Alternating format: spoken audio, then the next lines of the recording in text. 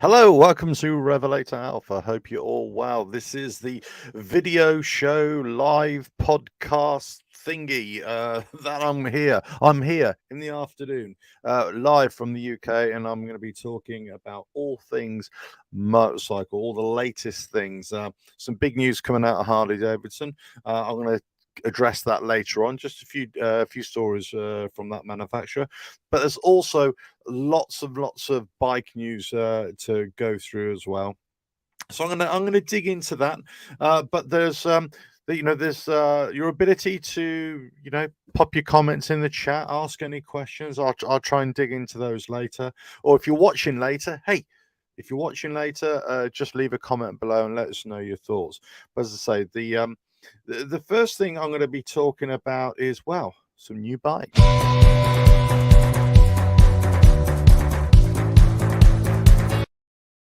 And one of the biggest stories to come out, I suppose, in the last few years, it's become more of a big thing. The environment, the impact of everything. Global warming, and it's been ramping up and ramping up. But what the tangent, if you like, stories has been about recycling of waste. And bear with me because I am going somewhere with this. What happens to it? All the recycling of plastics, and I think it's a ridiculous figure, something like 5 or 7%, only 5 or 7% of all recycling plastic. Sorry, of all plastics are recycled. So no matter what you do, it doesn't get recycled, right? Anyway, here's a company from Italy. Let me just share you this screen here. And they are starting to make clothing out of recycled plastics. And this is from the Motorcycle News story.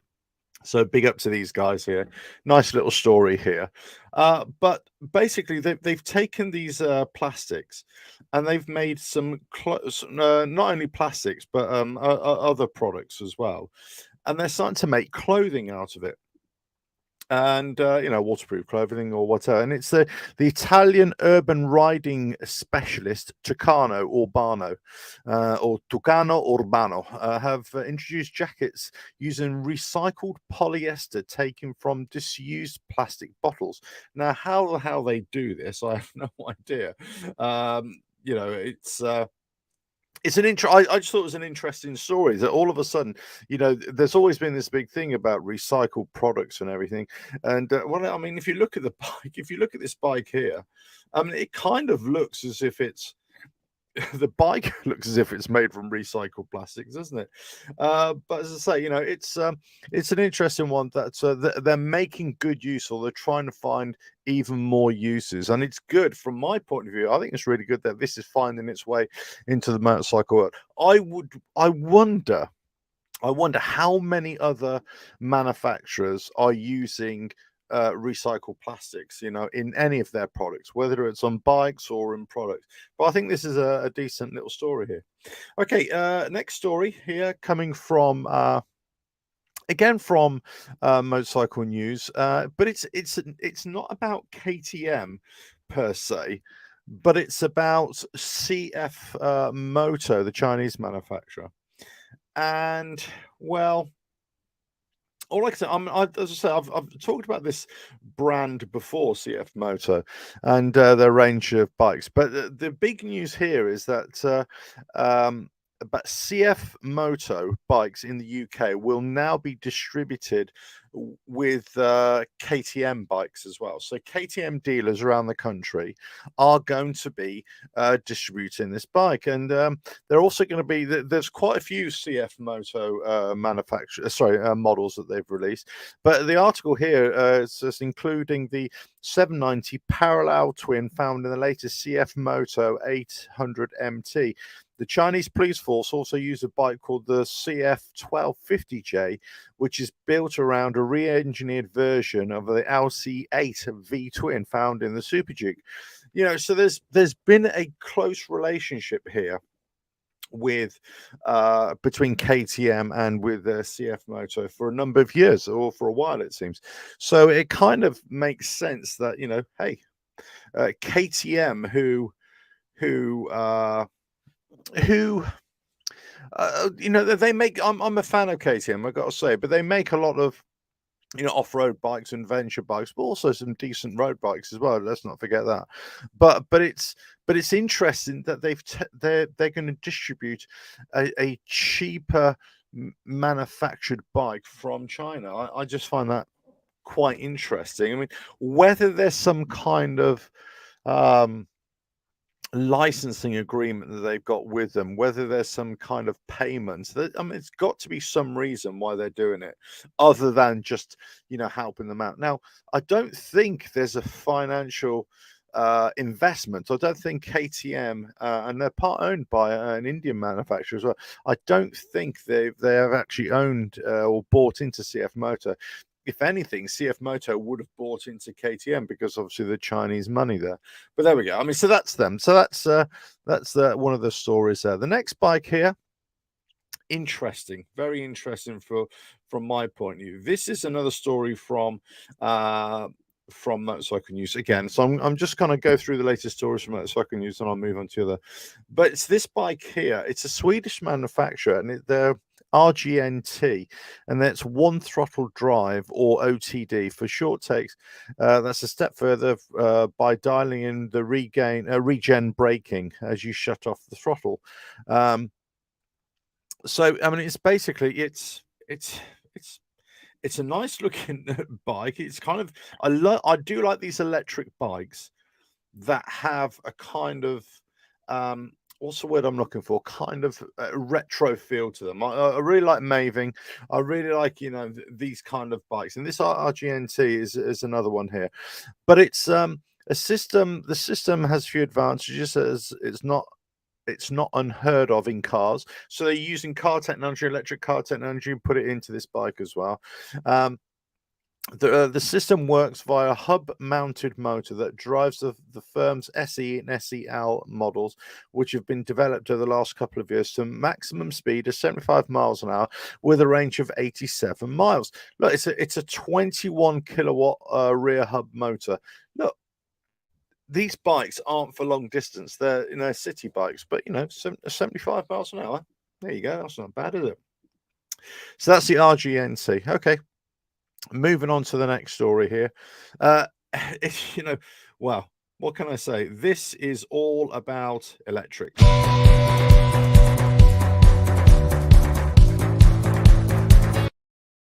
Okay, so Energica or Energica. I reviewed them about 10 years, not 10 years ago, about 7 years ago, actually. And the big news has been about Zero Motorcycles with their DSRX, which I was supposed to go and test ride, which I never did. If you watched that video earlier in the week, you would know why. But Energica, I've been doing a bit of research here, and a lot of other commentators have been talking about, well, hey, let's you're talking about Zero Motorcycles, but Energica have produced or are producing a very similar kind of adventure bike, and actually it could even be better, a lot better value for money. So Electric Band Energica have plans to develop up to 5 new models based on the Xperia adventure bike before the end of 2027. So this Xperia adventure bike is their bike here. It's let's say it's the first bike of the range that will be developed on the Xperia Leone said. Oh, Leone. So on the Xperia. Leone said, we have a plan up to 2027. I think we're getting a bit lost in translation here, guys. On the reporting, the sales chief, we're not going to the full details. Well, saying they never do they? But they did say they have plans, so we'll see 4 or 5 different machines all sharing the common motor frame. So look, if electric bikes are your thing, or if you're interested in electric bikes, then obviously it's coming on strong. And I still think value and money and range is a big thing for me. But I think as they develop, why not? Okay, so the next one here. I mean, this is I like this story. not necessarily that I believe it will come true, but this is all about the old manufacturer James, or the Fabulous James, manufacturers, a British brand at the turn of the century, and then they went up to World War II, I think into the 50s, and then they bought the bullet basically. The rights were owned, or still owned, by this chap from, I think his name is, let's have a look, what is Oakley, I think his name is. But basically, they're trying to find a way to bring this back, the James brand, and they've made a couple of mock-ups here of bikes, and hardtail frame. I think it's a V twin as well, something like that. I think they've already manufactured a bicycle with this manufacturer, bespoke manufacturer. And I think they're looking at investors. This is an interesting one. But look, James, I think, like Triumph, like Royal Enfield, like Norton BSA, like some other manufacturers. I've got a feeling that if this ever came off, I've got a feeling it would be similar to some kind of, what, as I keep on saying, some kind of European design house, in that this will be Chinese or Indian manufactured motorcycles, but with English designer. And I think, that's where I think it would be. But listen, interesting concept. It'd be interesting to see. I mean, again, if you watched my live stream a few weeks ago when I talked about, movies and what I think would be a great movie, I always thought that the dispatch riders from World War II, World War One, World War II, would be a great story. And this James, they sent about, I think the article says they sent about 6,000, or was it 6,000 motorbikes for the frontline British Army. So they also, as well as supplying the ML125 military lightweight models to help with the war effort. So in World War II, the company were producing parts for Spitfire engine. They made munitions for the war effort. So they got a long history in that era. So I'd be interested to see if any investors came along, and we've got to kind of separate, I suppose, the romanticism of this kind of story and the reality of bringing this off the ground and actually making a proper company, a proper motorcycle manufacturer. I would certainly think it'd be fantastic to have something like this, something new. And again, if it comes to price points, if they can produce small bikes, they don't have to be big engine bikes, because these bikes were never traditionally really big engine bikes. But small bikes, fun, lots of character. Hey, why not? I think that'd be great. And if it comes in on price point, and especially if they're a European design house, let's say, but they're manufactured in China or India, where the price point, cost of manufacture is going to be a lot less. I think you can get I think you'd be able to manufacture these sub £7,000 to £10,000, I would say, possibly. I mean, who knows? There are a few comments coming through. Okay, oh, sorry about this. Right, I'm gonna have to just delete that one. Yeah, sorry. Got quite a few unwanted messages coming through there, but there we go. Right, so that's the James. Okay, so the next story here is it's Harley Davidson. Harley Davidson. Let's get into this.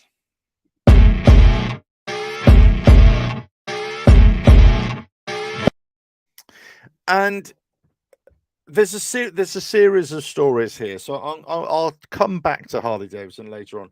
But if you're a Harley Davidson fan, a Harley Davidson follower from around the world, this is okay. So there's next year, 2023, there's going to be 120 years plus of celebrations. Okay, so, and it's I think it's the middle of June 13th, 16th, I believe, is the big celebration, and I think it's called the 120th anniversary event, 4-day festival. But they're having one in Europe as well. So it's not only the is it the Coming Home one that they're having in America? I forgot what it's called now, but they're calling it something like the Coming Home Festival in Milwaukee. This is at the headquarters, so that's going to be a big show, of course. Harley Davidson are pushing it on the press releases. They've been actually, you know, in all fairness, they've been pushing this for quite a while anyway. A number of months since last year, I believe. But obviously, they've also been pushing for this 4-day event in Budapest, in Hungary, as well. So, you know, it's if you're into really Harley Davidsons, if you're into, you know, the culture, I suppose, if you're into that kind of lifestyle and going to a Harley Davidson event, then it's possibly, not possibly, I think it is going to be the biggest event ever, isn't it, for a Harley Davidson fan?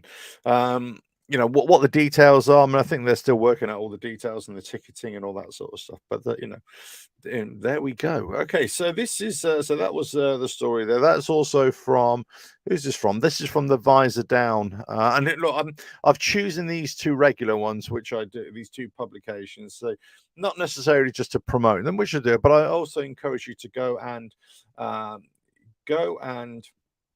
read these stories for yourself, but also just to let you know that there are other publications out there that are also, you know, coming out with these stories as well. So it's not just these two publications. Okay, the next story to come out of here was well, this I don't know what to make of it, and I don't know if I'm exasperated by it or just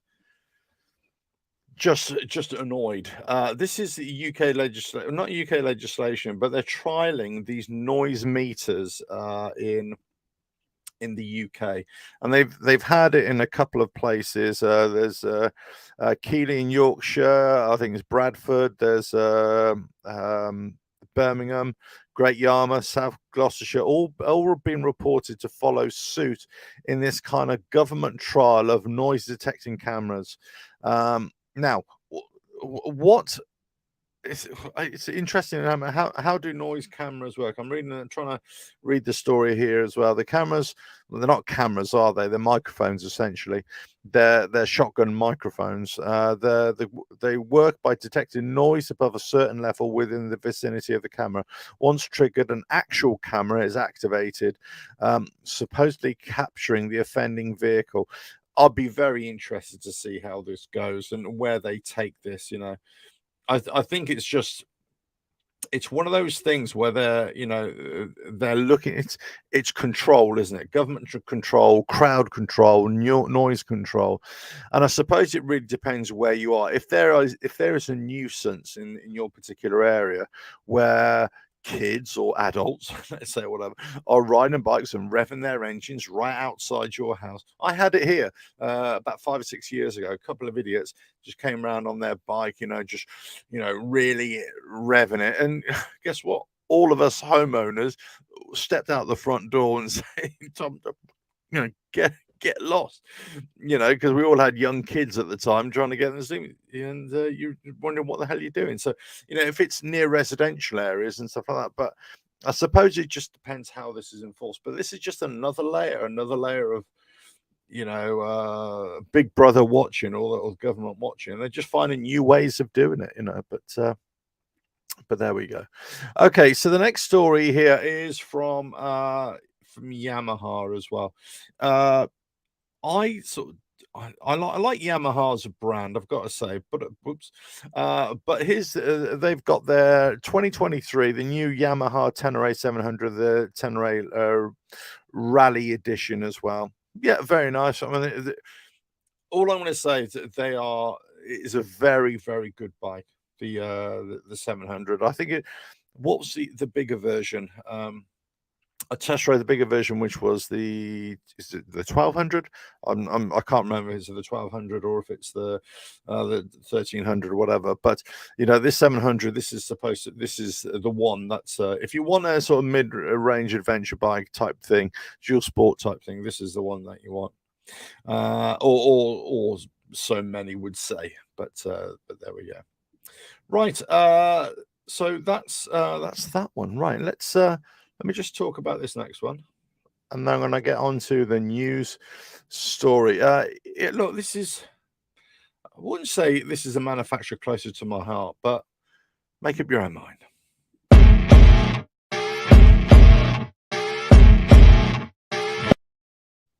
Okay, so this is Royal Enfield, and I kind of talked about this a few 2-3 weeks ago, but they wanted to come out with a new model, and actually Royal Enfield as a company, they put out a press release saying that in 2023 they're going to be making a lot more motorcycle models. So watch out, everybody.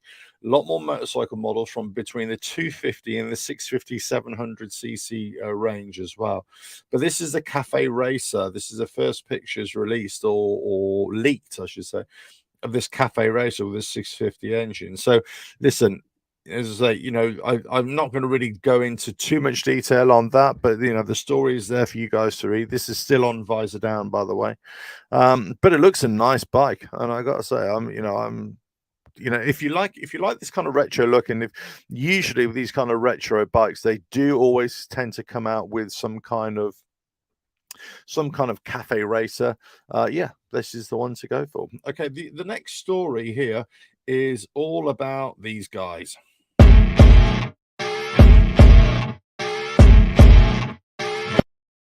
And BMW. So BMW, the next generation BMW is the R1300 GS. Why they feel they need to go big, I do not know. Maybe it's some kind of emissions control thing that they have to do. I'm really not sure. Let me just give you a closer look at that bike there. Oops, wrong one. And this was spotted somewhere. I forgot where it was. Basically, images taken at a testing facility to detailed rumors about the BMW R1300 GS. It's clear to most what the adventure bike is about to become. So this is it's a big old beastie. Let's have a look. I mean, it's yeah. I mean, they've got some footage of it. Let me just get rid of that picture for you so you can see here. They've got a little video of it. The engine is nice. Next piece of the puzzle, much bigger than the current 1250. Cylinder heads are shrouded. Okay, so there's a lot of speculation here based upon the actual pictures and the video as well. But why would it go bigger? All I can think of is just to retain the big adventure GS. They're having to match some emissions control, and I think, and this is usually some kind of reason why they do this, is that they go up in engine size so they can overcome Euro 5 emissions controls. That's the only thing I can think of. But why they would go, if anything, I would have thought they would have come down a little bit in the CC rather than the up in the ante. But there we go. Okay, so that's BMW. They've got an interesting one there. Now, there was another story about BMW. No, I've lost it. So there we go. Here's another story here. Again, I was going to quickly gloss over it here, but the Chinese are coming, as I say, QJ, Qiangjian, I forgot whatever they're called, motor SVT 650 sees Chinese firm set up for the Euro assault. So as I keep on saying to you guys, and you're probably going to see this more and more over the shows over the next year, more and more Chinese manufacturers, more and more sending big bikes, bigger engine bikes. So, QJ, they already make the Benelli brand. There are also QJ Motors now setting its sights on securing a lucrative slice of the European market in its own right with the mainland launch of the QJ SRK Naked and QJ SRV Cruiser this year. Yeah. Interesting.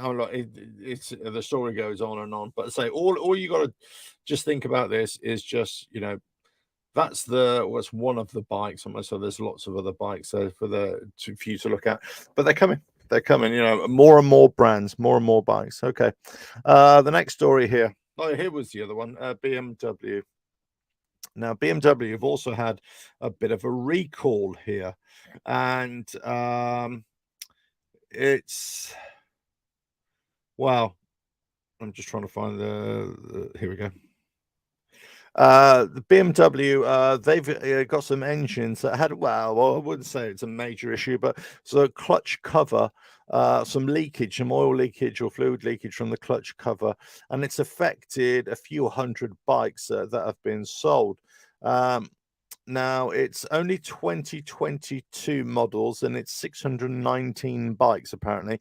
So it's the S1000RR, the S1000R, the S1000XR, and the M1000RR. I mean, so it's a very, it's a BMW. They've recalled it. It's a small leak, whatever. I mean, that's the way it is, really. But it's only those 2022 models that have been affected. Okay, right. Next story here. Well, there we go. It's all about these guys. Tesla. They there always seem to be Elon Musk. Whether it's Twitter purchase or their bikes or SpaceX. They always seem to be in the news somehow. One of the biggest companies in the world now, of course, or getting there, or certainly the biggest valued. But they had this four-wheeler or quad bike or Cyberquad, which they had, that they they had this on the plan. They've had it designed. It was going to come to market in some case, and a move that might be giving Elon Musk a red face. Tesla has recalled all 5,000 Cyberquad bikes after they failed to meet US regulations. Well, that's an interesting one. The world's richest man and new owner on the Twitter platform, Elon Musk, has had to pull the plug on his Tesla Cyberquad bike after concerns were raised over safety. The problem relates to the chassis and tires of the machine, with its status as a youth ATV requiring it to have functioning suspension and maximum tire pressures. Companies selling this type of vehicle are also required to provide safety training information. I mean, okay, I'm not sure if they yeah, I'm not sure where some other information there's a little bit misleading or it's a bit confusing. But anyway, look, it doesn't meet the regulations. So now, does that mean that they're going to come back?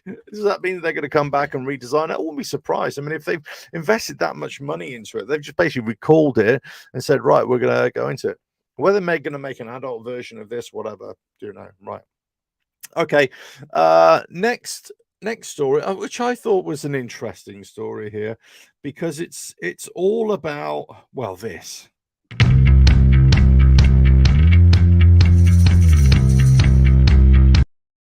And it's it's a bit of a nonsense story, really. But if you like the Honda Super Cub and the, which I do, I'm a great fan of the Cub, the Super Cub. So Seiko, the watch manufacturer, have also come out with this this watch, and it's Seiko's 5 Sports platform. It's been around for some 50 years, apparently. Itself, a design has been around for 50 years. And let's have a look here. There's lots of you can get 2 variations. There's a greenish version or the dark version, and it's got Super Cub written on it as well. £340 UK retailers. Darker option is £380. I just think it's an interesting story. I'm not sure how many other manufacturers have had have had watches made in their honor, or motorcycles have made in their honor. I don't know. Let us know, but let us know in the comments below later, or let us know in the chat later. If any other motorcycle manufacturer or motorcycle model has had a separate company make a watch about a model. I don't know. I'd be surprised if there has been. I gotta say. Okay, the next story here. Now I find this really quite interesting. Again, this is from an outlet or magazine, Electric, and it's about this this folding electric bicycle and it's quite an interesting little story, and it's got a little video there, you know, and you can carry a child in the back as well. I think it really depends on which country you're living, how legal these will be. Then it goes into some details here. I mean, I've got some close-up pictures here for you as well. I mean, it's you know, it folds up. It's nice. I mean, I quite like the notion of this, that you can, you know, pack it up, you know. But you know, she's standing on the side of a train. So you're going to put this on a train. This is a hefty old lump here. This is not light, I wouldn't say. You know, the video is actually showing them, you know, pushing it out onto the pavement from your side of your house. So I'm not sure if, just because it's a folding bike, folding electric bike, how useful it would be, you know, or as opposed to a non-folding bike would be a better version. But so, you know, I thought it was a nice little story. But what caught my attention is from Radio Flyer. I think they used to make kids' toys, didn't they, or kids' trailers and stuff like that. And they made loads of things back in the day, you know, 50s and 60s. But it's I'm just trying to think here.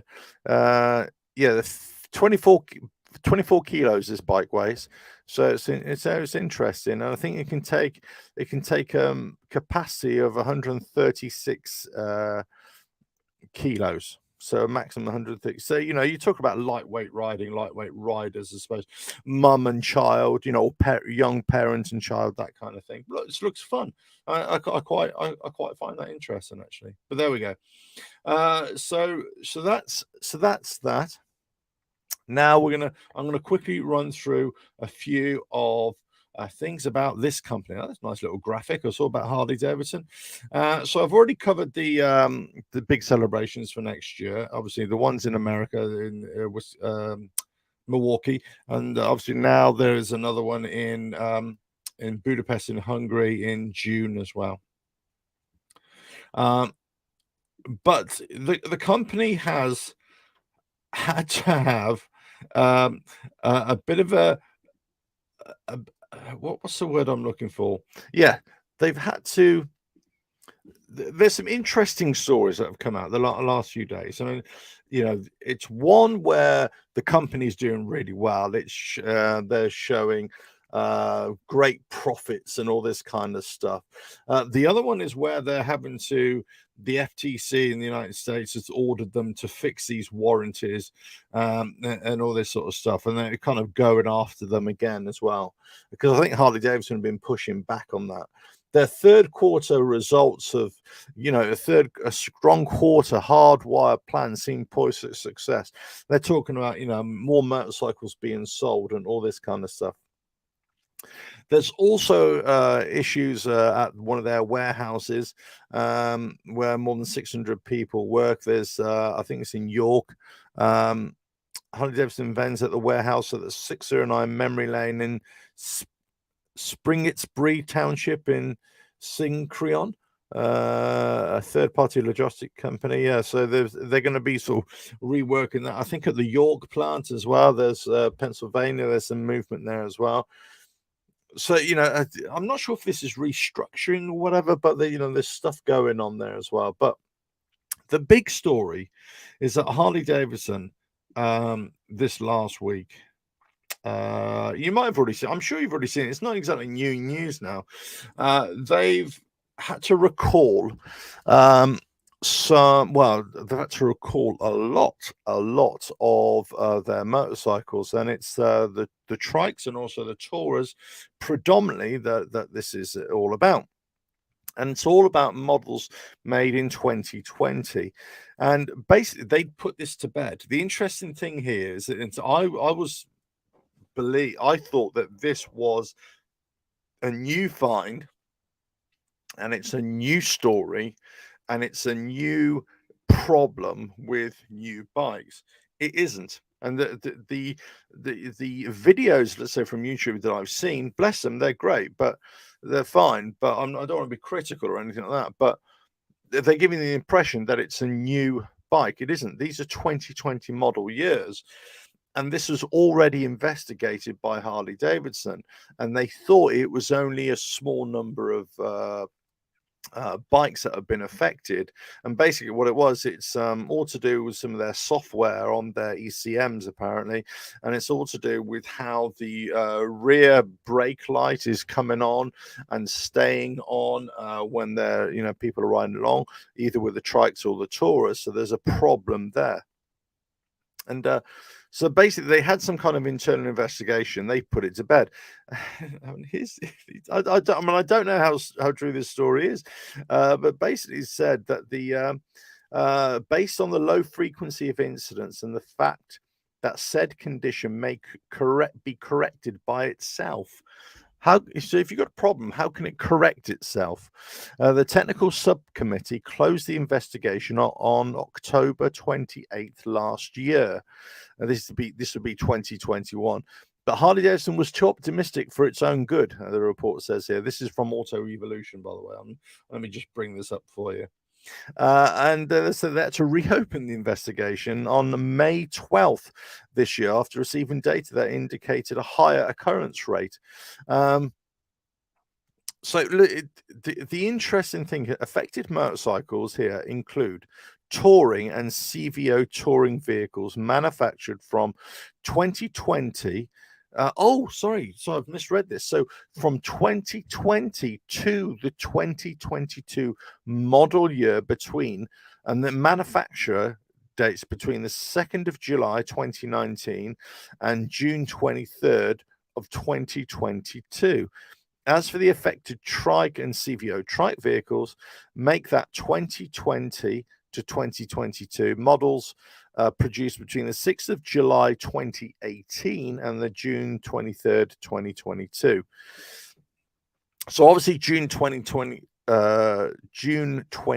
2022 is when they have the big issue, big change. I've got a feeling on June 23rd, they actually changed something as well. Oh, okay. Sorry. Motorcycles and three-wheeled vehicles produced from June 24th, that's right, this year of 2022, feature the updated software. So owners of affected motorcycles and trikes will be notified by first-class mail no later than November the 2nd. So this is November the 2nd. You should receive notification by now. So it's, whether it's affecting your bike, whether it's a glitch, whatever. I mean, obviously there's going to be a software upgrade or a parts change or whatever. This is, you just go into your dealership and get it sorted out. It depends how close your dealership is to you and how much of how you're going to have to go out of your way to get this sorted out here. But look, I thought. Harley Davidson is a weird company in some regards because it attracts a lot of attention from different quarters, but it tends to attract a lot of attention from industry press, but also I think quite interesting from financial press.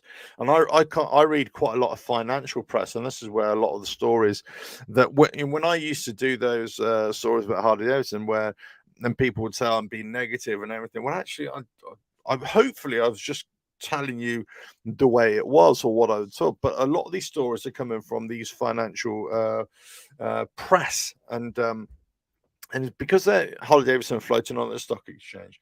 But the interesting thing now is that Harley Davidson, with their Livewire company, they made a separate company of Livewire, and they, through this SPAC process, which I don't understand really, but they floated that again. But there's been, whilst there's positivity, lots of positivity for Harley Davidson in that they're saying, oh, they're doing really well and all this sort of stuff. The other side of it is just that, well, these financial investors say, well, actually, the Livewire company is not doing very well at all. They floated it in some kind of backdoor deal. I don't know. I don't know how these things work, but it's just not working, or they're not really producing bikes. And I thought they'd produce loads of bikes, through Livewire. And this Dalmar, the second bike, I thought they'd already produced them, but they were just taking orders on them. Okay, and you know, I when they first announced this back in June or whatever it was, the Dalmar, I thought, well, no, they'd already produced it. It was on the market. There you go. It was ready to go. But and they said, oh yeah, we've already sold out of these bikes. We haven't even sold one yet. But apparently, there was an article which I read that they only sold 400 electric bikes so far. 400, but they project this. I can't. Maybe I've got the story here. Hold on, but they project that they're going to make four. Sorry, they're going to. I'm laughing because I thought it was so ludicrous when I saw it. They're going to be able to sell 100,000 units apparently, or something like that, which I would just find it incredible that they would say, no, that's not it. That's not it. That's not it. No, I can't find it. But they say we're going to say, you know, we've only sold 400, but then by the next year or the year after, we're going to sell 100,000. Yeah, I know the electric bike market is taken over, or it will be taken over, and it's going to come on strong. But you know, that's a big thing. But as I say, you know, interesting things there from Harley Davidson. I think, but the big thing is obviously they got a recall. Now, look, I'm not here to, you know, slate Harley Davidson or anything like that. They found a problem, they've dealt with it. They thought it was a smaller issue than it actually was in their eyes. I still don't think the numbers are huge, but they've you know, they've done the right thing. Of course they would. Of course, you know, you wouldn't expect anything less from a company like Harley Davidson or any company, but also they have a legal obligation. It always reminds me of that scene from the film Fight Club when they talk about when he's talking about why a car manufacturer does a recall, and they do the formula of X, and if X is basically they take the number of vehicles and they take the number of fatalities or something like that. I'll have to watch it again, and then they work out the cost of how much that actually costs, and then they work out if that cost is more than the cost of doing a recall, then only then they'll do a recall. So it's interesting. So it'd be interesting to see what their primary reason is here for doing this recall, if it's only a small numbers or they thought it would fix itself. I've never heard of a thing that fixes itself, although saying that, if you got a glitch on your phone, you know, you switch it off and turn it back on, it seems to right itself, doesn't it? So I don't know whether it's a or computer glitch. You know, oh yeah, turn it off and turn it back on and it seems to work. You know, how many times do we do that? But there we go. Look, here we go. It's a couple of thanks for joining, by the way. A couple of here we go. In a motor, hopefully it's just the light and not and it's not dragging on the brake. Yeah, I mean, I don't know what it is, but apparently it's not a mechanical issue with Harley Davidson. Of what I've been led to believe, so I don't really know much about it. You know, it's not a mechanical issue. This is purely a software issue when the brake light is engaged. Actually, I don't think it's even when it's engaged. It just comes on by itself. So there could be some kind of algorithmic thing that you change gear or you put on a brake or you put on your turn signal. Then also that activates the brake light. You know, whatever. Mike, just installed a new rear wheel on 2008 Buell. Here we go. The original wheel had 2 small wheel bearings. The new wheel has 3 larger wheel bearings. Had to change the axle, 2 spacers. Came in a kit. That's interesting. Okay, so the original only had 2, but this new wheels has 3 wheel bearings. Okay. Is that a like for like change? Is that wheel for that Buell, or is it something aftermarket? If it's aftermarket, yeah, I mean, well, obviously it's aftermarket, but I mean, yeah, that wouldn't surprise me then. It wouldn't surprise me if you'd have to do that. But there we go. Listen, let's say, look, thanks for joining here. It's you know, I wanted to bring you a few stories. I wanted to you know, discuss a few things. One of the big things, I've got a couple of videos coming out this week. which hopefully you'll enjoy, and into next week as well. I've taken a back step, a back seat, I suppose. I'm making lots and lots of videos. I'm just kind of making the videos of subjects that interest me, and whatever, whether it's a technical thing on the bike, or whether it's just riding around and coming up with stories and coming ideas. And on the Harley, this is on my bike. I'm still doing things in the workshop. I've still got lots of things going on at home, as you might have seen in the latest video as well. But I suppose I'll touch on it now here. But this is for me, this is an interesting time, in that fuel prices are going up, energy is going up, the cost of living is going up, certainly here in the UK and around Europe, but whether it's in the United States or Australia or Canada or wherever, any other country, South Africa or whatever, I'm sure prices are going up and up and up, right? The whole world is seeing it. But I wonder, I went into a couple of dealerships earlier on, and I talked about this when I made the video about, well, I kind of made the video about zero motorcycles. New motorcycles, they're expensive, aren't they? They're really expensive. These are not cheap toys anymore, cheap leisure vehicles anymore, or certainly of that caliber. But then you talk about electric bikes, an entry level one, well, not an entry level one, zero motorcycles, and an Energica, I think they're in around about 25,000 pound mark as well. Zero motorcycles, £25,000 just as a base model. And I did a few sums when you start adding the extra high level charger and all this sort of stuff and all the accessories and everything. It's just £100 shy of £40,000 for a bike that does like 85 highway, and I think it's about 160 city. I think that's a lot. That's a lot of money. But this is not just about electric bikes. All the manufacturers, Harley Davidson, Honda, whatever, they all produce big bikes and big price tags, and you wonder who's going to buy them. I am definitely looking at another bike. I'm looking at a sort of tourer style bike that I'd still use on a daily commute. And I still say that BMW 1250 RT was probably the best tourer bike that I've ever ridden in my life. It was a fantastic bike. Really was. I haven't ridden the updated version of it, so I'm going to be trying to test a few BMWs. But here's the thing. I've said this before. I've said this in previous live streams.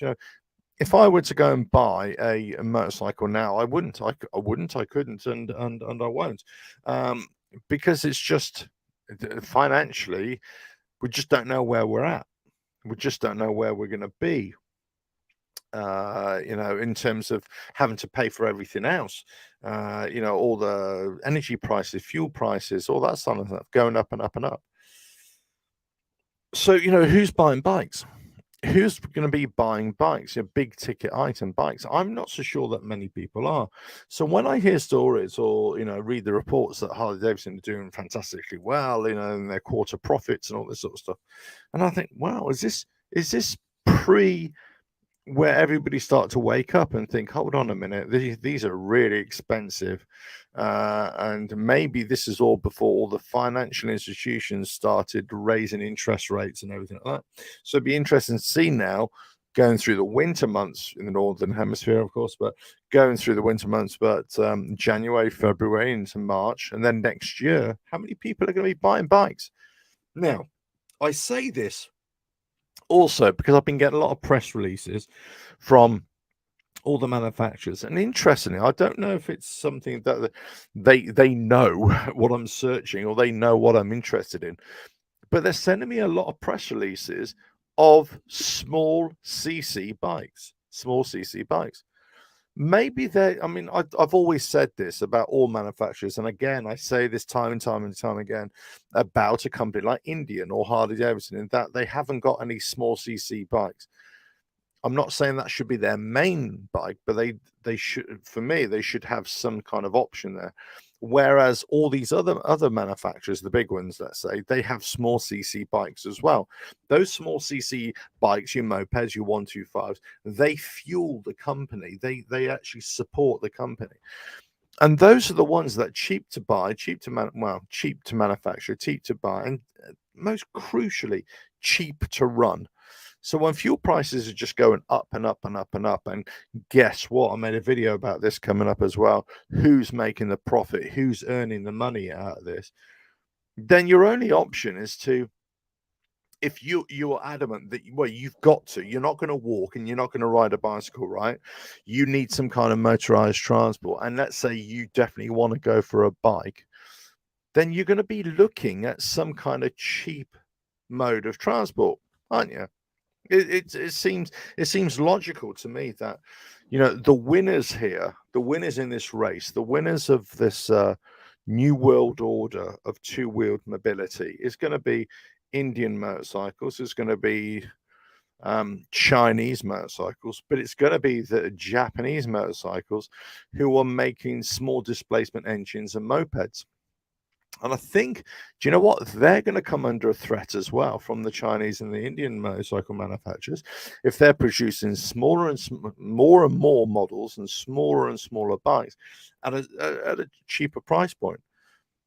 So, again, the companies like Indian, but certainly more Harley Davidson, companies like Ducati, MV Agusta, obviously the Harley Davidson are a much bigger company, of course. But what I'm saying is they don't offer smaller bikes, let's say small CC, that it's only the big ticket items, right?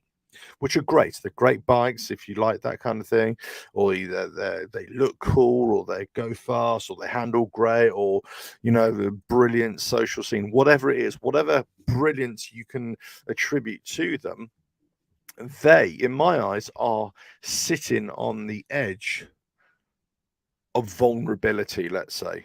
And this is where I keep on saying it, because if prices keep on going up and up and up, but nobody wants to hear it, but maybe those who are thinking about it, you're kind of thinking, right, I've got to think of my own finances now. And this is exactly where I'm at. I'm not going to discuss my finances on here, but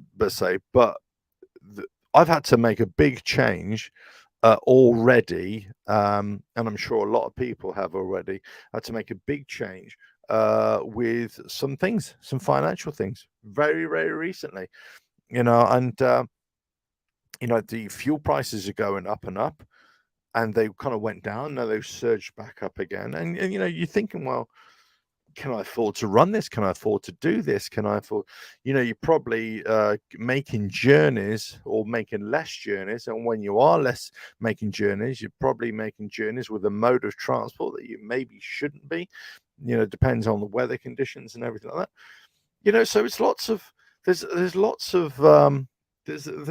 of things to be concerned about if you're a big ticket item seller like Harley Davidson, like Ducati, like everything.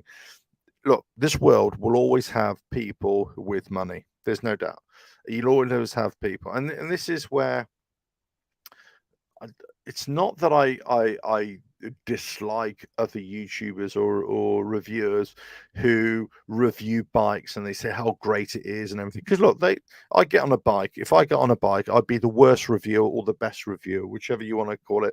Because I think every bike is brilliant, right? Because I just love riding. I'd get on it, a big cheesy grin on my face, and I'll be absolutely ecstatic about riding it.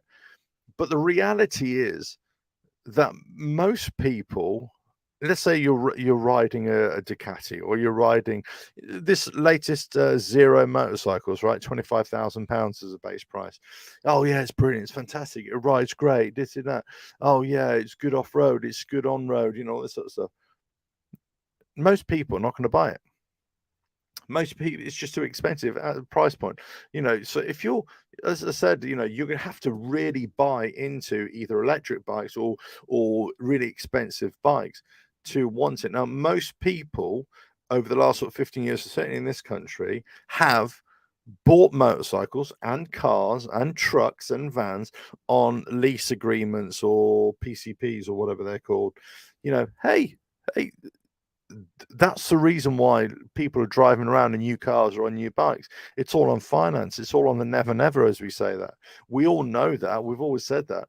But now prices are going up of fuel, prices are going up of every single way. It seems as if the government, whichever government of every country, you want to try and stitch you over. Things are getting tight. And now the price of financing is going to go up. I wonder. I do wonder. I mean, let us know. You know, if you know in the comments below or whatever. Sorry, I've missed quite a few comments here. Matt, yeah, when the LiveWire came out, HG sold it for $29,000. Now they're selling it for $23,000. That is, yeah, under the LiveWire company header. Yeah, a bit of an interesting one, that one, isn't it?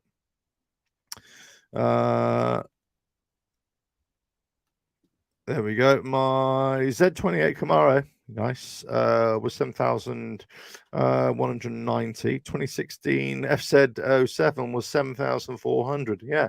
What was your what would a 1979 motorcycle cost? You know, at that time. At that time, a hell of a lot less, wouldn't it? Yeah. Car dealerships had very low inventory at high price, and now that interest rates are going up, car prices are going to have to drop. Well, that's it. But it's all the reason why they've been going up and up is all about demand and supply, isn't it? And that's supply chain issues. People want it, and you know, this is I did a story about this a few weeks ago in a live session as well, where I think it was Ford. Were wanting to scrap dealerships, were wanting to make it a direct purchase only from Ford because they were fed up with dealerships just putting prices up, you know, and putting crazy prices up. There we go. Here we go. HE dealer makes $3,500 profit on a high-end bike. The Honda Cub sells for $3,500. Yes, they do, or whatever. It might be more than that depending on where you are. That's right, mate. But how many Honda Cubs do they sell? How many Honda Cubs do they sell? And how many Harley Davidsons do they sell? You got to look at the numbers. They're selling Honda Cubs, all small bikes, small CC bikes, you know, hundreds and hundreds of thousands, millions of units, millions of bikes are sold each year. And how many Harley Davidsons? 200,000 or 300,000, maybe, I don't know, whatever it is. That's the reason. Use my channel. Hello. I heard comments about the lack of supply of carbon black ingredients in tires. I'm told Ukraine and Russia are the biggest suppliers. Will production of tires be affected? That's interesting because the last live show that I did, I talked about Indian motorcycles, and one of the reasons why people are not able to get hold of Indian bikes. Again, I don't know if this is a true story, so you have to bear with me, right? But they can't get black Indian bikes because there's a problem with getting black paint, apparently. So I don't know if there's you know, a supply issue of particular things. Well, there must be, and it could be. There could be an issue of tires now. You know, what tires it could be. I'm not sure. There we go. So there's a new YouTube video showing that Walmarts have inventory stacked to ceilings, more stored outside and more in containers in shipyards. Items like gas grills. Okay, interesting. Yeah, bankers are repossessing a lot of cars now. Now, after consumers spend all their money on gas, don't have money for the payments. Well, that's interesting. Yeah, $1,500. Yeah, I'm sure you can get it for a lot less as well. Well, interesting. Yeah, black paint was always cheapest color. Red costs the most. Yeah, but it's in lots of places you black you pay a premium for the black color, don't you? I mean, a Harley Davidson is the cheapest, isn't it? The cheapest. But yeah, in some places, I think in cars, black is the more expensive options. So I don't know. I always thought red was one of the most expensive to produce. I don't know. So I'm not a color expert or anything like that. But anyway, listen, it's I think Harley Davidson as well. I don't think they're in trouble. Don't get me wrong. I don't think they're going bankrupt or anything like that. But I read reports where, newspaper articles or whatever, they're saying that this could really happen, and I've reported on that as well. But I personally don't believe it's going to happen. But what I do think is that there's you can pull up any article or any manufacturer, and they're going to have reports that say, hey, they're doing fantastic, and other reports say, no, they're not doing very well at all. That's just the way it is, right? We know that. You're always going to get pros and cons, positives and negatives to any kind of thing, whether it's a motorcycle manufacturer, car manufacturer, electronics, whatever.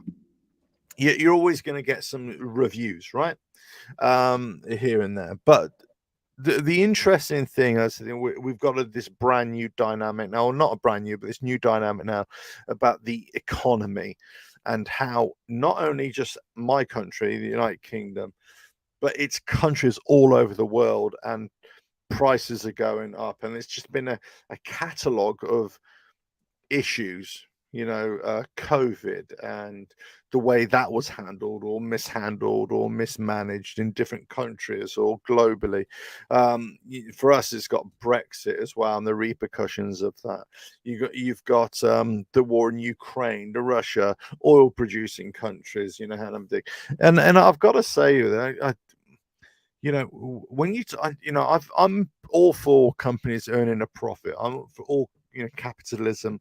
I'm very much a capitalist with what's the word I'm looking for? I'm a capitalist with socialist values, and what I mean by that is that I believe that people should be able to earn money and companies should be able to earn money, but we also have a responsibility to help society as well, and help those people in society who can't afford it, especially, but also everybody in society where there's been an unfairness.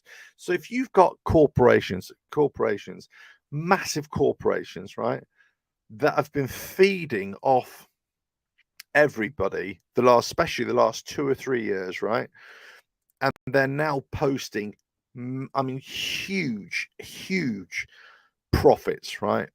In like quarter profits, first, second, third quarter profits, let's say of 2022, and it's just obscene how much these companies are producing. And then you realize that they're not paying enough tax, or they've got some kind of handout from the government, or the government are taking a cut as well, but nobody's helping out the individual or the individuals. And you got families that are not doing very well, or individuals that are not doing very well, and they can't afford to pay for things and everything like that, or they have to cut back on certain things. And then you think, what the hell is going on? Why is it that you've got massive corporations, oil companies, energy companies that are just posting billions and billions of pounds in profit, dollars in profit? And then you got other companies and other businesses that might be suffering or really will suffer. And you got us normal people out there who are wondering, where's this going to end? What we're going to do next? So that's where I come back to the likes of Harley Davidson or any expensive motorcycle or car as well. You say, who in their right mind right now is going to go and buy a really expensive bike or a really expensive car? Unless you've already got that money to burn, unless you've already got it, of course. Now, I'm not saying you shouldn't. Don't get me wrong. I'm not saying you shouldn't. But what I'm saying is there's questions to be answered here, and there's questions to be asked of yourself and also of the future as well. And I just think this whole energy crisis all over the world, the way the prices go up and up and up and up. Do you know what? I think there's sometimes you think, you kind of get your conspiracy head on and you think, oh, something's not quite right here. The Illuminati are watching me and all that sort of stuff, and you start getting, a little bit, all over the place with your thinking. But sometimes you think, do you know what? There's something going on here. Something's rotten in the state of Denmark. Something's not quite right because if you've got massive corporations in small individuals who are profiteering from the misery of others, the struggles of others, that's not right. It's never been right, but even now it's even more so. But anyway, listen, Morris, any progress on the 750? Yeah, I've had the forks apart, and yeah, the fork oil. I was in two minds whether to strip the forks in all fairness. The fork oil was like it was like gloop, and I'm struggling. I've got to say, I've been distracted with house stuff and family stuff the last week or so, but I'm struggling to get one of the forks apart because it's all seized and everything like that. But there we go.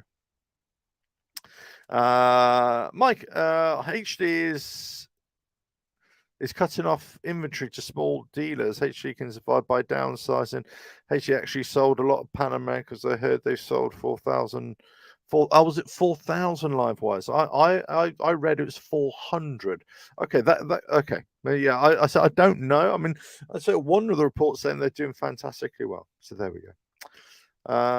Hey Revelator, how you doing? I'm doing all right, thank you, Cyber. I can't pay the price for new vehicles. The value for the price just doesn't work for me. I'd rather pay 5k to put a motor in my car than get something new. I think if you watch my channel, right? Okay, I'm sort of going on longer than I thought, but if you watch my channel, this is what I've been saying for the last sort of couple of years. Let's say, if I'm going to get another bike, in my case, I'm going to get an older bike. Guess what? I bought a little 125 for fun, and I split that apart and put it back together and blew the engine and put it back together again. It's a bit of fun, right? I got this yeah, there you go. That 650 Z650 build, 750 build, I should say. Eventually I'll finish it. But yeah, look, the reality is, if I'm going to buy another bike, let's say my Harley, right, for tomorrow just broke, or I crashed it or whatever, I dropped it, crashed it, it's gonna be off the road, and I needed a mode of transport, I'm not going to go and buy a brand new bike. I'm going to go and buy a second-hand used bike. Yeah, and that's where I'm at. So, and I think a lot of people are the same, Frank. A lot of people are the same. There we go. In 1973, I paid 1,600 for a Suzuki GT750. 73 GT750. GT750 and 73. Is that the kettle? That's not the kettle, is it? It is a kettle.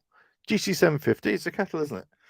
But only made $3 an hour. The bike to a quarter of my annual salary. In today's dollars, the ratio remains the same, 3.6 making. Oh, okay. Okay, that's interesting.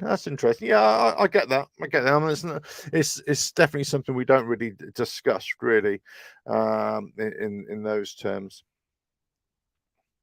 But I suppose if you take away the early fuel crisis from the early 70s, which was what, 73, 74, most of the time life was a lot cheaper back then, wasn't it? You didn't have the options, you didn't have the range of goods and services as well. I suppose one of the things is as well, back in the day, you would buy more local. You didn't have sort of globalization of products and services and companies and things. So it was much more a local thing. I must say, I'm liking the look of what you've done with your channel. Oh, thank you very much, Simon. Thank you very much. I am trying to evolve. I'm trying to evolve. There we go. Here we go. Democrats pushing the Green New Deal. All bought oil company stocks. Wow. Crikey. Did I make a show a couple of weeks ago about politicians and political views and things like that? Whether you're on left of the aisle or right of the aisle, whether you're left wing, right wing, whether you're blue, red, yellow, gold or whatever, independent, I think politicians have got a lot to answer for. They have. I think that the way the system has let ordinary people down, because most people, I dare say, are a bit of everything. They're a bit of conservatism, they're a bit of liberalism, they're a bit of socialism, they're a bit of everything. Most people, all they want is a job, they want to run their business, or they want to take care of their family, they want to feed their children, and want to take their children out, or their wife out, or their girlfriends out, have a good time. You kind of just want to live your life, don't you? You don't want to have all this other stuff, and I think sometimes when these self-serving people, these self-serving politicians and corporations, they only think for yourself. If you think that anybody's going to be thinking about you, guess what? They ain't thinking about you. They're thinking about themselves. And I think when it's just like any car dealership or motorcycle dealership or manufacturer, or it doesn't have to be a dealership. It could be anybody who's trying to sell you something. They're only interested in selling. They're only interested in you when they're trying to sell you something. They're only interested in you when they're trying to convince you of something, right? As soon as you've convinced, or you've shut the door on any of their ideas, that's it. They move on. So let's say you go and buy a Harley Davidson, and they're all good. Oh, welcome to the dealership. And they're rubbing their hands. Oh, thank you very much. Oh, you must be a Harley Davidson rider. Oh, yeah. So they give you all that. Oh, thank you very much. And then all of a sudden let's do the deal. Oh, yeah. You must need to sign your life away here. So and then you sign away. Oh, thank you very much. It's very good. I'm really ecstatic to be a Harley Davidson rider. Oh, that's great. And the ink is dry. See ya. And that's it. That's it. So there we go. That's essentially what happens. I said Harley Davidson. It could be any dealership, right? They've got your money. They don't care. They're out the door. A gold standard company or a business or anything is a company or a business that values older customers as much as new customers. And yes, you can't remember everybody's name, but you value them in the same way, because an old customer treated right is a returning customer, and that's what you want. And most, I don't know, companies, businesses, they seem to have lost the art in that. They seem to have lost this art of, you can't generalize. I'm generalizing, right? But you can't say this. You can't generalize about every single company, of course, because there's lots of really good ethical companies and ethical businesses out there, and a lot of struggling. Don't get me wrong, but it's there's people in the positions of power, big corporations, politicians, anybody has as a responsibility to give us the truth and do the right thing by its citizens. And this is my socialist head on, right? And I just don't think they do it. So the thing is, who do you believe? Do you believe your neighbor? Do you believe what you can see, or you see for yourself? Do you believe what your politicians say? Do you believe what some kind of celebrity is telling? Do you believe what somebody online is telling you? It's all about what you see, what you witness, what you read, what you hear, and how you form your own ideas. And I think sometimes we have our own ideas, but they may not be the right ones, as it were. They can do what they want with the oil. I will ride my Harley even if I have to run it on homemade moonshine. Well, I tell you what, I kind of touched on this in a future video that's coming out soon.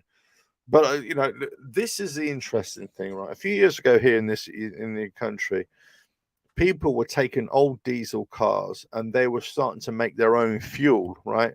And they're making own fuel from old cooking oils and stuff like that, and the government clamped down on it and really start to do that. And this is the problem, you see. What's going to happen is, if you rip people off over fuel, over energy, people start to find ways to this is very similar to me, like smoking cigarettes, right? Smoking cigarettes. I don't smoke cigarettes. I used to many years ago, but I quit, right? Smoking cigarettes. Prices in this country, the cigarettes just went up and up and up and up and up and up. Tax, more and more and more and more. Went up and up and up.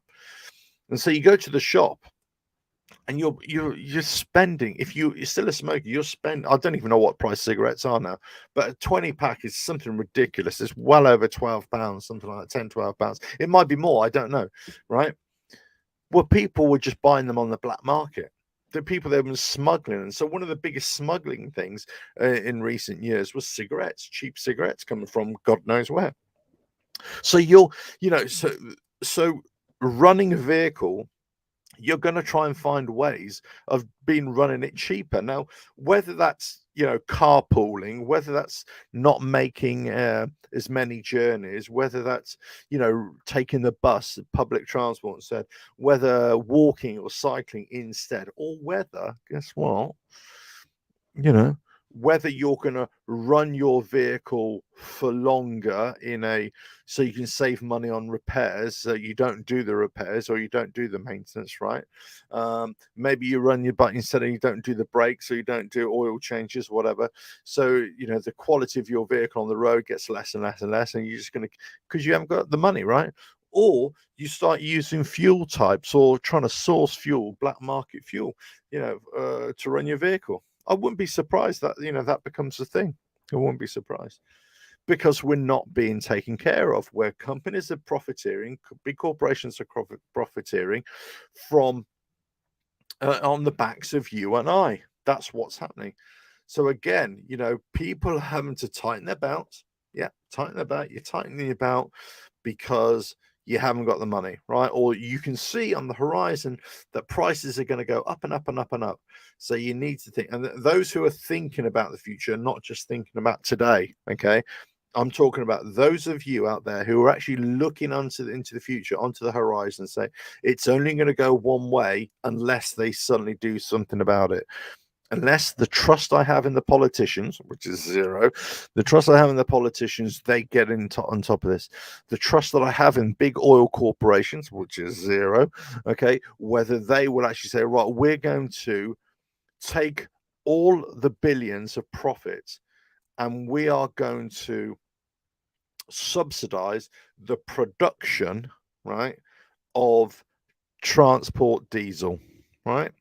Transport diesel, we're going to make that really, really cheap, okay, for transport diesel. And that means that every transport haulier, okay, in this country must reduce their prices. There's like a government decree, as it were. Got to reduce your prices. So everything comes down. And everything has been inflationary, right? Now we need to start forcing companies to bring the prices down. And that's only through government. They only can do it. But guess what? They can do that because they're all on the take as well. They're all getting taxation for it. There we go. I've had a bad back. Conventional rear shock attachment. Hitting the bump goes up through my spine. Just got a soft tail sport glide. Yeah, beautiful. But that's what I've got. The monoshock, a line of action up through the tank. Not my back. Love it. Yeah, I mean it's great. I've always said the bike that I ride is one of the best Harley Davidsons, if not the best Harley Davidson. I think the soft tail chassis in general is a great bike.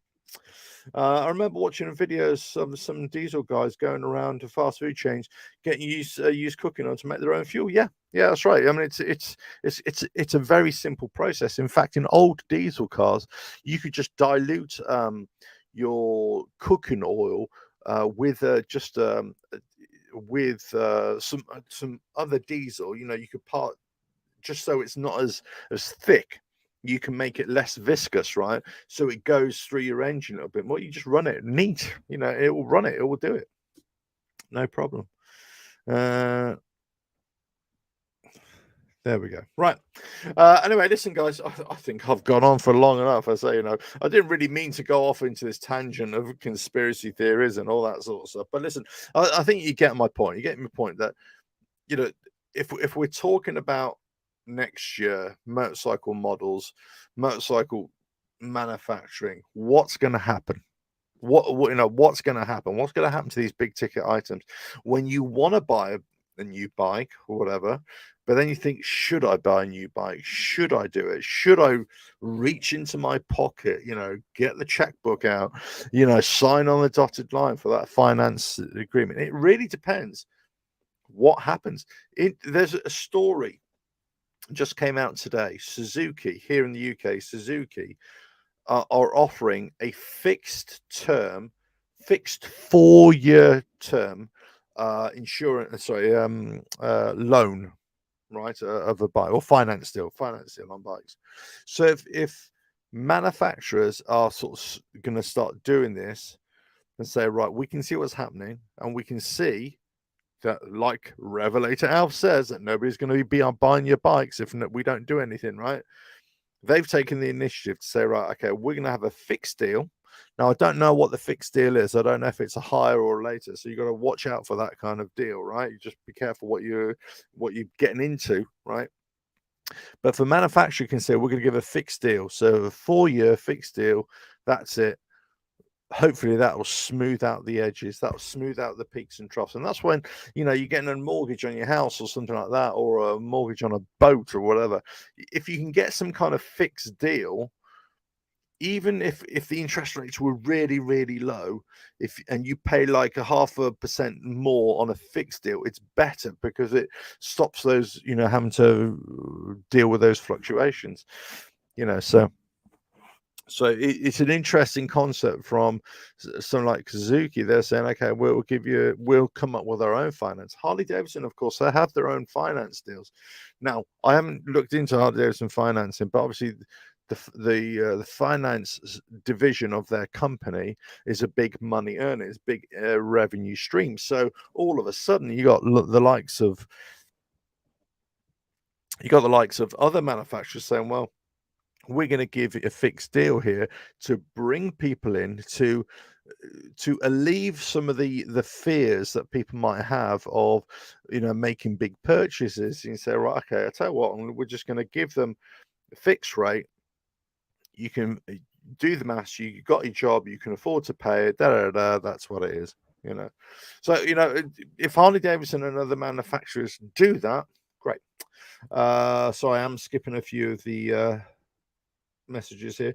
I agree. I got my Harley brand new, and after the sale was made, I had problems with the gearbox with I had to struggle for 2 years for them to fix it.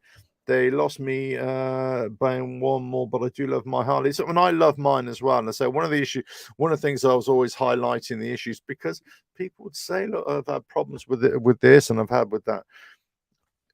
I would imagine now, certainly in the United States, where people have been forced, the company have been forced to address the warranty issues for the last few years. I think maybe that might be changing there a little bit. But anyway, hey, listen, I hope the videos come through tonight. I hope the audio has come through well. Nobody's mentioned anything, so I'm always thankful. Thanks for tuning in. Thanks for all your comments if you're watching later on. So I try and give you an update of all the latest news. So try and advertise where I'm getting the stories from, and just encourage you to go and read these stories yourself as well, or whichever stories you want. But there's lots of movement this time of year, as I've said the last few weeks. Lots of manufacturers are coming out with new bikes. Harley Davidson, if you're a Harley Davidson fan, that'll all be in January. Let's see what happens for next year. I mean, there's lots of rumors flying around right now about Harley Davidson bikes next year. Oh, will they do that bike? Are they scrapping that bike? Oh, I'm sorry, I did say that they scrapped their bike, but they're not really. All this sort of stuff. It's almost like you want to just step back from the whole thing and say, go to sleep, wake me up when they do their live launch. You know what I mean? It's always a little bit like that, but there we go. Listen, it's been a pleasure talking to you. My throat is a little bit sore. I'm gonna go and have a nice little coffee and enjoy the evening. But wherever you are in the world, enjoy yourselves. I hope you found this useful. As I say, I am planning to do more live shows. I am still going to continue to do the videos, of course. But to say thank you guys. Thank you for the audio. Thank you. It's coming through. I'm glad it is. I'm glad it's coming through. And all I can say is I'll see you on the next video, whenever that is. There's going to be more. There's going to be more Harley chat, of course. This is one of my favorite Harleys here, by the way. Actually, with the content on the videos, I am going to be trying to bring out some reviews that I can, or go into dealerships and seeing what I find. There's a bit of an interesting one coming up about Indian motorcycles, but it's still going to be varied. It's still going to be, you know, more about experiences rather than just a review. But I am looking at buying a tourer type motorcycle for next year, or I should say, this is more the point. It's whether a tourer type motorcycle is a better bet, is a better motorcycle than my my heroic Harley, the Sport Glide. I don't think they will, but you know, I'm wanting to investigate that or think about that. So, you know, yeah, I am going to buy. So, you know, when I say if you're a dealership and you're watching this and you say, oh, he's going to come into my dealership, is he, just to do a review, is he? No, I am actually coming bona fide to, I am looking to see whether I want to ride a particular bike. I would love to ride an Indian. I'd love to ride more Harleys, love to ride BMWs, you know, Hondas, Kawasaki's, Yamahas. You know, I want to try and ride as many bikes in that kind of style, if you like, to see if, you know, I really want it. I'm not going to go and ride a 400cc Yamaha or whatever, because I'm not going to buy it. You know, I'd buy just an old one and do it up, you know. But a new one, it would be something like that. But so I am looking.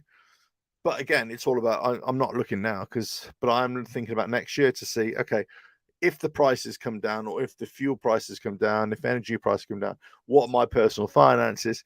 Let me do the legwork now, see where I'm at, you know, and see what we can do. See what we can do. The problem here in the UK is that a lot of dealerships, I suppose, might be a bit reluctant to. I'm not sure if I'm not sure if they're lazy during the winter. That's probably a wrong thing to say, but there's almost like a bit of a reluctance to make sales or get people on bikes in the winter, because I suppose they're afraid of people crashing the bikes, you know, on, you know, wet roads and stuff like that. I don't know, but it'd be interesting to see, you know, which manufacturers are out there, what bikes they've got, and all that sort of stuff. But anyway, hopefully that'll be coming in the next month. Right, that's it. All I can say is it's been emotional. Thanks for watching, and here we go. Catch you again. Ta-da.